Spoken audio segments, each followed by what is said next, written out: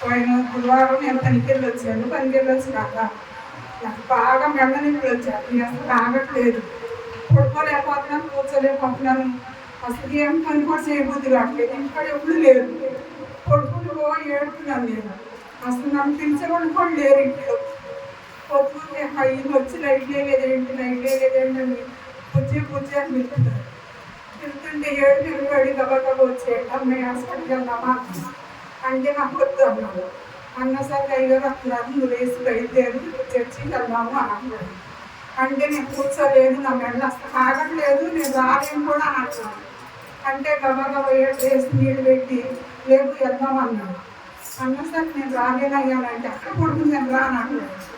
అన్నప్పుడు నేను ఎక్కడో కూడా వేసి వచ్చాను. వచ్చినా కానీ నేను కూర్చోలేకపోతాను. అసలు కూర్చుంటే నన్ను అసలు మెడలో అసలు ఎప్పుడు తిప్పలేదు. అయినప్పుడు అయ్యాక ప్రార్థన చేయించాడు.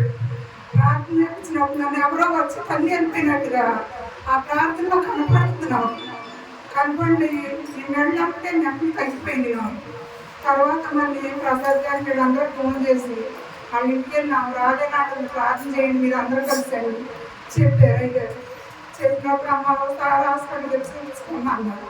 అంటే నేను మన ఆదివారం హాస్పిటల్కి వెళ్తే అమ్మాయి నువ్వు బెడ్ వేయించుకుంటావా అని అడిగితే నేను అది వేయించుకోలేనమ్మా అన్నాను. అంటే ఒకసారి స్టాండ్ తెచ్చినమ్మా అన్నది ఏమన్నారు, ఇంకోటి ఏమో తెలియట్లేదు అని అన్నారు. అంటే రమేష్ గారు హాస్పిటల్కి రాశారు, నేనైతే వెళ్ళలేదు. దేవుడు ప్రభు వల్ల నాకు తగ్గినట్టుగా ఉంది, అప్పుడప్పుడు వస్తుంది. మీరందరూ నా కోసం ప్రార్థన చేయండి. ఈ చిన్న సాక్షులు దేవుడు దీవించిన అందరికీ వందనాలు.